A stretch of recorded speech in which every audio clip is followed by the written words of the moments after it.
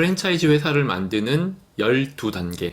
안녕하세요, 잭TV입니다. 오늘은 제가 프랜차이즈 사업을 인큐베이팅을 하면서 전반적인 시스템을 이해하기 위해 필요한 프랜차이즈 만들기 12단계를 요약을 해서 설명을 드리려고 해요. 하나하나를 정립해 나가는 것도 굉장히 중요하지만 도화지에 그림을 그리듯이 A to G를 설명을 해드리고 그것을 이해를 하면서 구체적인 하나하나를 만들어 나가는 게 중요하다는 생각이 듭니다. 아마 이걸 하나의 영상에 다 못 넣을지도 몰라요. 한 단계 한 단계를 한 개씩 길게 이야기하다 보면은 2개 또는 3개의 영상으로 나누어질지도 모르는데요. 우선 한번 이야기를 시작을 해볼게요. 전제는 프랜차이즈를 만들기 위한 12단계 중에 1호점은 이미 만들어져 있다는 전제입니다. 그러니까 가게를 오픈한다 이런 단계는 생략을 할 거예요. 이미 내 가게가 잘 운영이 되고 있는데 이 가게를 프랜차이즈로 만들어 나가는 것부터 시작이 된다 이렇게 보시면 돼요. 자, 첫 번째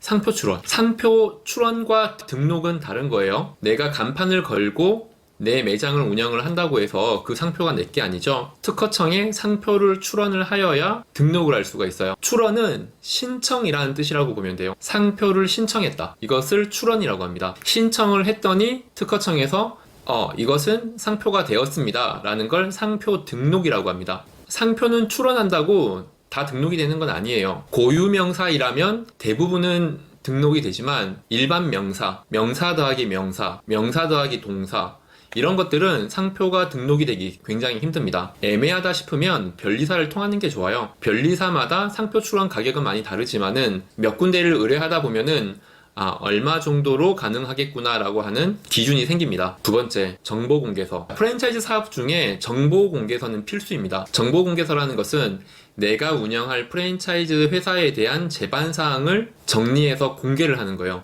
누구나 볼 수 있게. 상표권, 상표번호는 몇 번이고 대표이사는 누구며 사내이사는 몇 명인지, 브랜드에 들어가는 주방 집기, 가구, 인테리어는 얼마 정도 되는지 이런 여러 가지 프랜차이즈 정보를 공개하는 서류예요.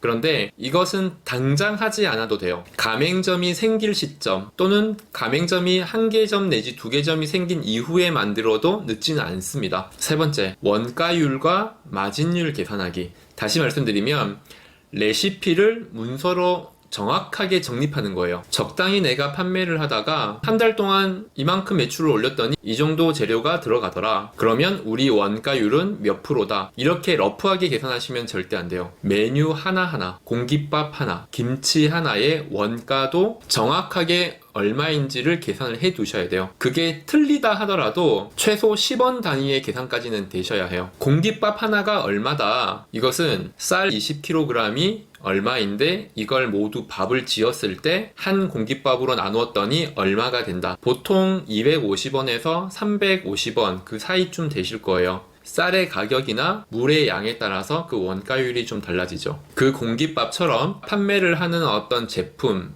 메뉴 이런 것들 하나하나에 정확한 원가율이 필요합니다. 네 번째, 재료를 구분하여 정리하기. 우리가 어떤 음식을 판매하기 위해서 여러 가지 재료를 쓰잖아요. 그 재료들을 카테고리별로 구분을 하셔야 되는데 첫 번째, 전용 제품. 전용 제품이라는 것은 누구도 만들지 못하는 나만 만들 수 있는 재료. 예를 들면 우리가 볶음밥을 만드는데 거기에 들어가는 재료 굴소스 조금, 고추장 조금, 간장 조금, 소금 반 스푼, 설탕 어느 정도 이런 것들 있죠. 이걸 합쳐서 소스라고 할 수가 있는데 이 소스를 나만 만들 수 있는 소스로 만들었다 그러면 그건 전용 제품이 될 수가 있어요. 나만이 가지고 있는 레시피 그걸 전용 제품이라고 하고요. 두 번째는 범용 제품. 예를 들면 오뚜기 식용유, 오뚜기 케찹, 동원 참치 이런 것들이 들어간다고 했을 때 오뚜기 식용유는 어디에서나 구할 수가 있고 누구나 구매할 수가 있잖아요. 이런 것들을 범용 제품으로 일단 구분하시면 돼요. 면세품. 면세품은 주로 육류, 쌀 이런 것들이 면세품에 해당하는데요. 개인 가게만 운영하시는 분들은 세금 계산서 발행을 많이 안 해보셨을 거예요. 소규모의 개인 가게를 운영을 하시면 계산서를 발급받지 않는 경우가 가끔씩 있는데 그러다 보면은 면세 제품과 과세 제품을 구분 못 하시는 분들도 있을 수 있어요. 하지만 나중에 가맹점을 운영하기 위해서는 정확한 레시피와 정확한 원가율을 알려드리기 위해서 모든 계산서는 다 발행받으시고 과세와 면세에 대한 구분을 하셔야 원가율이 달라집니다. 농산물 같은 경우는 면세가 되기 때문에 부가세 10%가 안 붙는 경우가 있잖아요. 그거 하나만으로도 원가율이 충분히 차이가 나거든요. 그렇기 때문에 과세 제품과 면세 제품도 구분하셔야 돼요. 가맹점의 판매가와 원가율 계산. 자, 가맹점에서 판매하는 가격과 내가 운영하는 매장에서의 판매 가격은 어쩔 수 없이 달라질 가능성이 좀 있어요. 왜 그러냐면 내가 짜장면을 한 그릇에 5,000원에 팔았더니 2,000원이 남더라 라는 계산을 했을 때 가맹점에서도 5,000원을 팔면은 2,000원을 남느냐? 제대로 된 프랜차이즈라고 한다면 절대 똑같은 비율로 남을 수가 없어요. 왜냐면 내 매장에서는 물류를 유통하는 가격이 안 들어가거든요. 가맹점의 경우는 물류를 유통하는 유통 마진이라는 게 붙어요. 자, 무슨 말이냐면은 나만이 만드는 소스는 1,000원이라고 쳤을 때 이 1,000원의 소스를 가맹점에 납품을 해야 되잖아요. 그걸 보내주기 위해서는 단순하게 택배가 든다고 가정을 했을 때 1,000원짜리 소스 10개 만원에 택배비 2,500원이 더해지면은 나는 10개 소스를 만원에 만들지만 가맹점은 택배비 2,500원이 더 붙잖아요. 단순 예시로 말씀을 드리는 거예요. 이게 유통의 개념이라고 보시면 되거든요.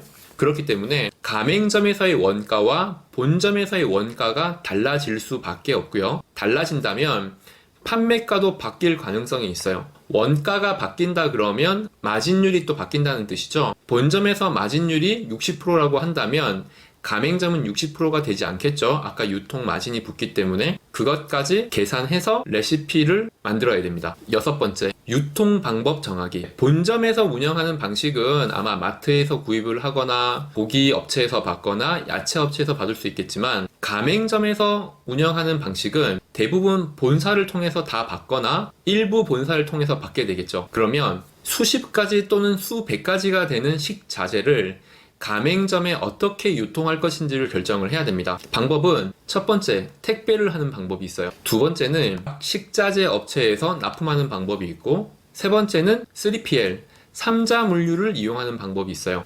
자, 3자 물류를 이용하는 방법은 제가 앞서 올렸던 그 영상을 여기에 올려둘게요. 그거 클릭하시면 3PL을 이용하는 방법, 그 개념에 대한 설명을 들으실 수가 있습니다. 이 세 가지 방법을 적절히 조합하거나 선택해서 내가 가맹점에 유통할 방법을 결정을 지어야 돼요. 7번째, 인테리어 디자인의 시방서. 어떻게 보면 미리 준비해 두면 나중에 굉장히 편하고 나중에 하려고 하면은 오히려 더 힘들어지는 부분이어서 미리 그 개념을 이해시키기 위해 설명하고 넘어갈게요. 자, 우리가 본점을 운영을 할 때 이 본점을 가맹점을 운영할 때 똑같이 복사해서 오픈을 할 가능성이 크잖아요. 본점을 기준으로 가맹점을 내니까요.